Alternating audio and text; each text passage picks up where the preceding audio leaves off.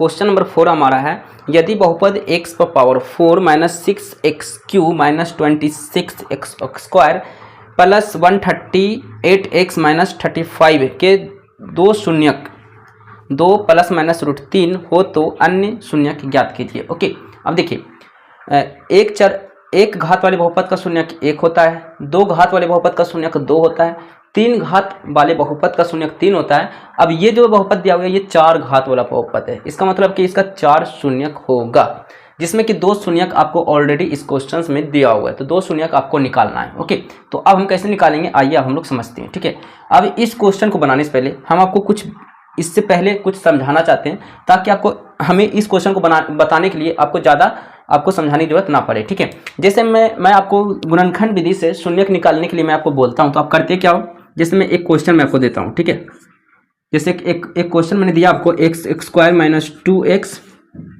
Minus 35 और मैंने कहा कि इसका गुणनखंड विधि से शून्यक प्राप्त करो। तो आप क्या करोगे, अचर पद और x² का गुणांक से क्या करोगे, आप गुना कर दोगे। इसका गुणांक कुछ नहीं तो 1। ठीक है, तो 35 × 1 35 होगा।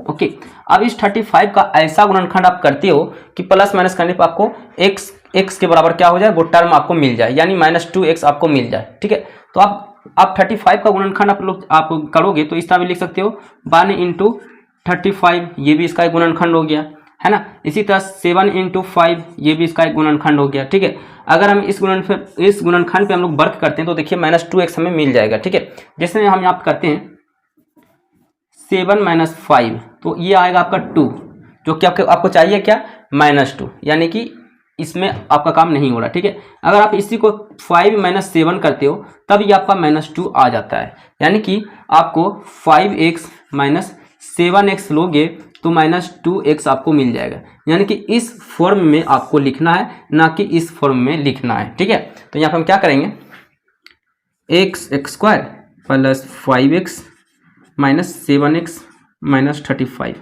इस तरह हम क्या करेंगे, लिखेंगे। ओके, अब यहाँ पे आप कंफ्यूज मत रहना कि 5x पहले ले कि -7x पहले ले। तो आप चाहो तो -7x पहले भी लिख सकते थे, 5x इसके बाद भी लिख सकते थे, आंसर पे कोई भी इफेक्ट नहीं पड़ने वाला। ठीक है, ओके, अब यहाँ पे देखिए ये दोनों और ये दोनों एक हो गया। अब यहाँ पे देखिए यहाँ पे कॉमन क्या क्या आ रहा है, आप सोचो इन दोनों में कॉमन क्या आ रहा है।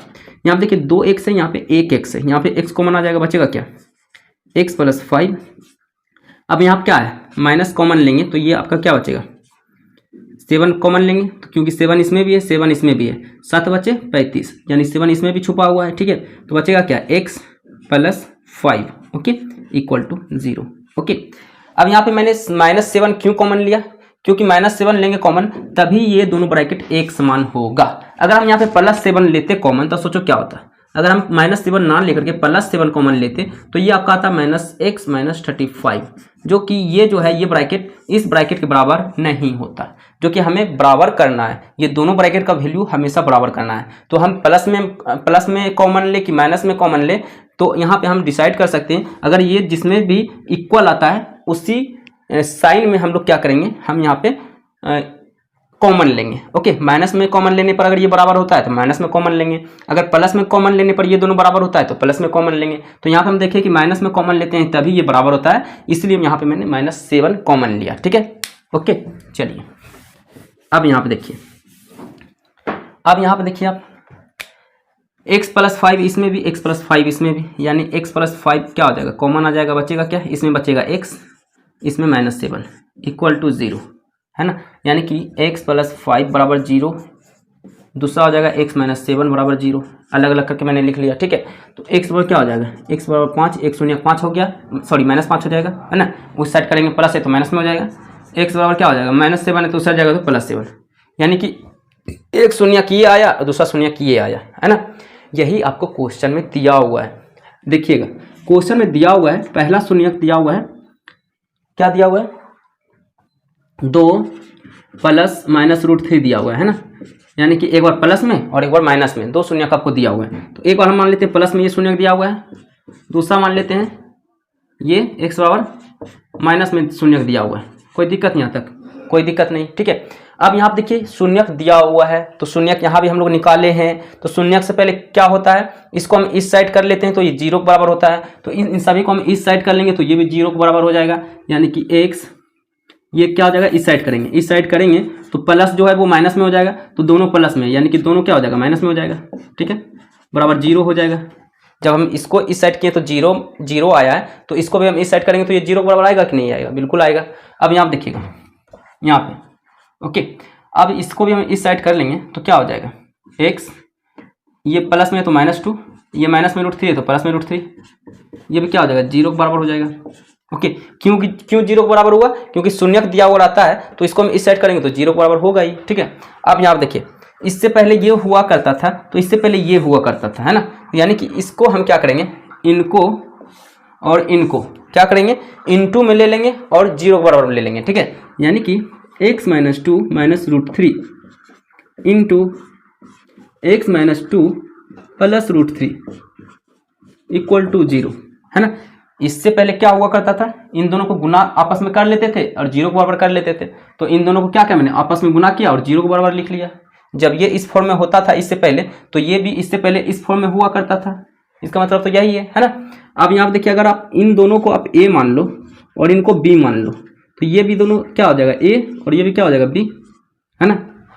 तो यहाँ पे देखा जाए तो a - b into A plus B आपका फॉर्मूला यहाँ पे बन रहा है। ठीक है, तो क्या होता है, a into A minus B into A plus B, और फॉर्मूला होता है a² - b², यानी कि x - 2 का स्क्वायर, a के बराबर यही आपका है, फिर -b² यानी √3 का स्क्वायर इक्वल टू जीरो। ठीक है, चलिए इसे हम रफ कर लेते हैं, इरेज कर लेते हैं। मैंने आपको रफली वर्क मैंने आपको समझाने के लिए क्या है कि ये चेंज किस तरह क्यों होता है। ठीक है, अगर हम डायरेक्ट ये काम करते तो आपके दिमाग में कहीं ना कहीं ये डाइवर्ट होता है, आपको समझ में नहीं आता आप कि ये काम क्यों कर रहे हैं, आप इस तरह क्यों आप लिख रहे हैं, है ना, क्या आप कौन सा लॉजिक से इस तरह लिख रहे हैं। तो इसलिए मैंने इसको एग्जांपल में लिया कि इससे पहले ये हुआ करता था, इससे पहले ये हुआ करता था, तो ये भी इसके बाद ये होगा, इसके बाद ये होगा। ठीक है, अब यहाँ पे देखिए a - b का होल स्क्वायर बराबर यहाँ पे फॉर्मूला अप्लाई कर दो। ठीक है, क्या होता है, a² - 2ab प्लस b², ठीक है, फिर प्लस माइनस है ना, -√3 का स्क्वायर, ठीक है, इक्वल टू जीरो। ठीक है, x का x² x² हो जाएगा, 2 दूनी 4 यानी -4x, अच्छा 2 का स्क्वायर 4, फिर √3 का स्क्वायर 3 इक्वल टू जीरो, है ना। अब इसे यहाँ पे घटा दो, ये घट जाएगा, 4 - 3 प्लस 1 हो जाएगा। यानी अब आपको क्या करना है, ये जो आपका आया समीकरण है ना, इसको जो क्वेश्चन में समीकरण दिया हुआ है आपको उसमें क्या करना है, चतुर्घात जो बहुपद दिया हुआ है उसमें आपको भाग देना है। ठीक है, चलिए अब हम लोग भाग देने वाले हैं। ओके, तो इसे हम यहाँ पे रफ कर लेते हैं। चलिए ये काम आपको कॉपी में करना है। ठीक है, इसके बाद आपको नेक्स्ट जो अभी मैं बताने वाला हूँ उसका उसमें आपको जाना है। ठीक है, ये मैंने रफ में नहीं वर्क कर रहा हूँ, इससे पहले जो समझाने के लिए किया था वो मैंने रफली वर्क किया था। ओके, जो शून्य हम लोगों ने निकाला था। ठीक है, बाकी इसके बाद जो भी हुआ है वो आपको सारा का सारा काम करना है आपके क्वेश्चन में। ठीक है, तो यहाँ पर क्या करेंगे, इससे हम भाग देंगे, क्या है x² - 4x, मैं इधर से लिख लेता हूँ क्योंकि भाग है तो काफ़ी जगह लेगा, x² - 4x + 1, भाग देना है चतुर्घात बहुपद क्या दिया हुआ है, x⁴ -6x³ ठीक है, -26x² + 138x फिर -35। ओके, इसमें हमको भाग देना है। तो आपको पॉलिनोमियल डिवीजन तो आपको आता ही होगा। ओके, आइए हम लोग भाग देते हैं। हम भाग देंगे। ओके, तो भाग देने में हम लोग जानते हैं क्या, हम लोग सोचते हैं जो सबसे बड़ा घात है सिर्फ उसके बारे में आपको सोचना है ना।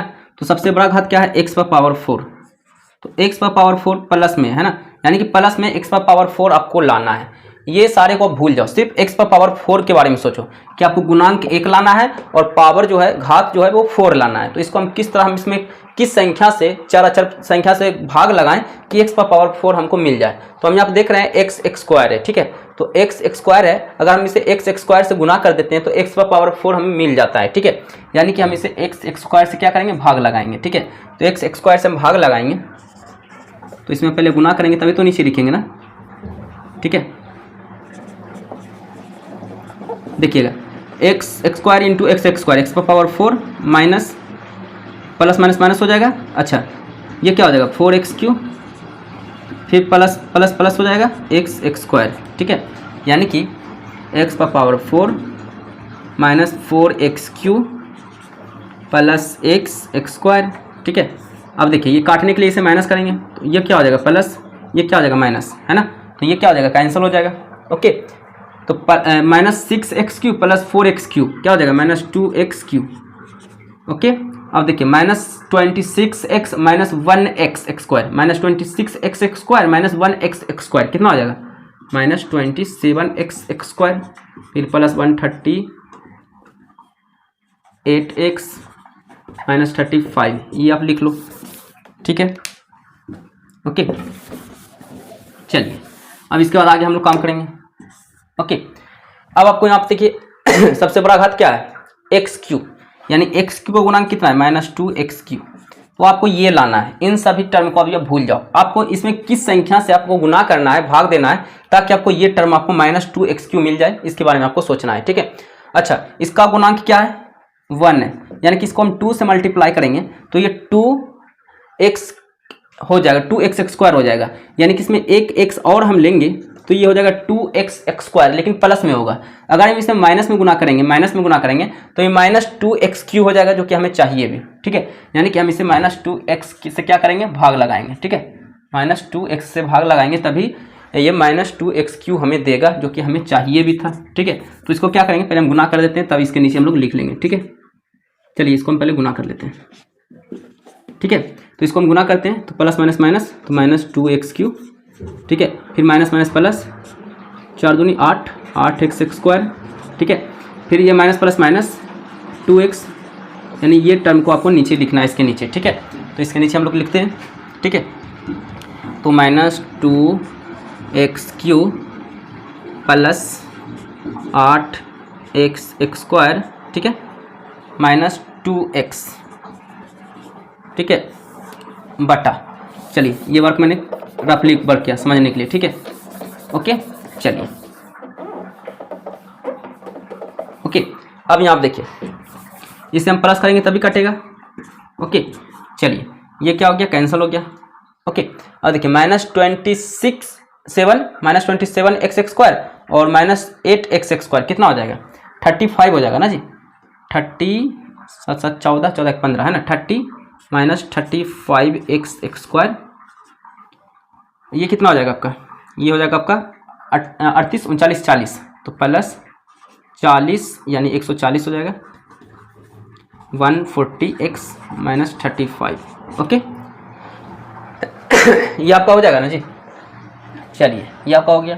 अब इसको हम किस से भाग लगाएं कि हमें ये मिल जाए, तो अगर हम इसे जो है माइनस 35 से भाग लगाते हैं तो ये हमें देखिए मिल जाएगा। हमको चाहिए माइनस 35x स्क्वायर, तो माइनस 35 से हम सिर्फ भाग देंगे तो ये माइनस 35 हमें दे देगा। ठीक है, देखिए माइनस 35 से हम भाग करेंगे x square minus 4x plus 1 में मल्टीप्लाई करके भाग करेंगे तो ये माइनस 35x स्क्वायर हो जाएगा, जो कि हमको चाहिए भी था। सिर्फ इसके बारे में आपको सोचना है। ओके, अब और सबको भी गुना कर दो, लिखना है हमें माइनस माइनस प्लस। ओके, इसको गुना करोगे कितना आएगा 5 चौके 20, बाकी 2, फिर 4 13 13 1 14 यानी 140x। ओके, ये आएगा, फिर माइनस माइनस प्लस माइनस, तो 35 इंटू 1 35 हो जाएगा। ठीक है, यानी कि माइनस 35 से हम भाग लगाएं तो कितना आया minus 35x square plus 140x minus 35। Okay, अब देखिए ये हो गया प्लस, ये हो गया माइनस, ये हो गया प्लस, ये भी कैंसिल, ये भी कैंसिल, ये भी कैंसिल, यानी 0 आ गया। ओके, ये क्या हो गया 0 आ गया। इतना काम आपने कर लिया। ओके, चलिए इसके बाद आपको क्या करना है, इसे हम यहाँ पे रफ कर लेते हैं। ओके, रफ करने से पहले हम ऊपर में लिख लेते हैं। ओके, यहाँ पे लिख लेते हैं। ओके, यहाँ पे आप लोग जानते हैं भाज्य, ये क्या हो गया आपका भाज्य, ये सारा का सारा टर्म क्या हो गया भाज्य। तो भाज्य बराबर क्या होता है भाजक, ये हो गया आपका भाजक, भाजक जिससे भाग देते हैं, भाजक गुना भागफल, जितना बार में हम लोग भाग लगाते हैं ये भागफल हो गया, प्लस शेषफल। शेषफल ये किसके बराबर होता है भाज्य के बराबर, जो यहाँ पे भाज्य दिया हुआ है आपको, भाज्य ये जो दिया हुआ है भाज्य आपको दिया हुआ है। ठीक है, ये सारा का सारा टर्म जो दिया हुआ है ये आपका भाज्य होता है ना। तो भाज्य बराबर क्या होता है फॉर्मूला भाजक गुना भागफल प्लस शेष, तो यहाँ पे हम लिखेंगे। ठीक है, तो हम यहाँ पे लिख लेंगे, पहले इसे हम यहाँ पे मिटा देते हैं। ओके, बस आपको याद रखना है मेरा भाजक क्या था x square minus 4x plus 1, ये मेरा भाजक था।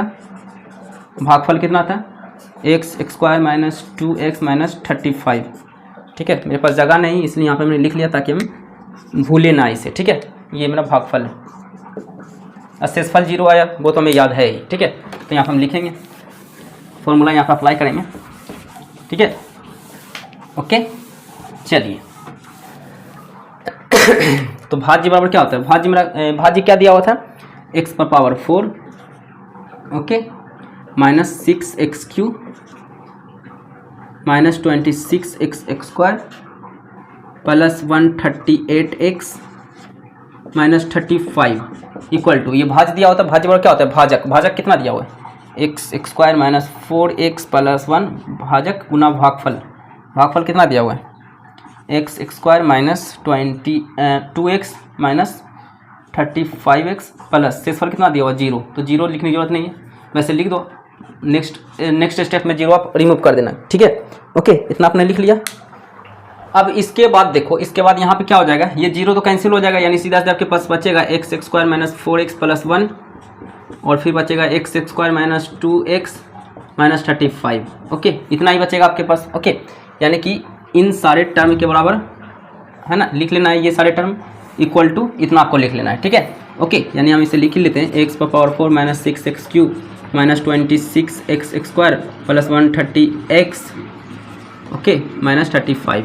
ओके, इतना इक्वल टू इतना। ओके, अब यहाँ पे आपको करना क्या है, इससे आपको 2 शून्य का आपको निकाल लेना है। ठीक है, इससे अगर आप निकालोगे तो ये आपका इससे नहीं निकलेगा है ना, इससे आपका गुणनखंड विधि से आप निकालोगे या कोई भी विधि से निकालो, इसका आप इससे आपको कोई 2 शून्य नहीं मिलेगा। ठीक है, क्योंकि ये जो है एडजेक्ट जिस तरह होना चाहिए उस तरह ये जो है समीकरण नहीं दिया हुआ है, लेकिन आप इससे निकालोगे तो इससे आपका निकल जाएगा, जो कि मैंने पहले भी आपको निकाल के बताया है कि इसका क्या क्या शून्य आएगा। ओके, जिसमें मैंने आपको बताया था x square minus 2x minus 35, यही था ना जी, इसको हम 0 बराबर मान लेंगे। ठीक है, अब इसका गुणांक और एक्स स्क्वायर का गुणांक कुछ नहीं तो 1, इसको मल्टीप्लाई किए थे तो 35 आया था।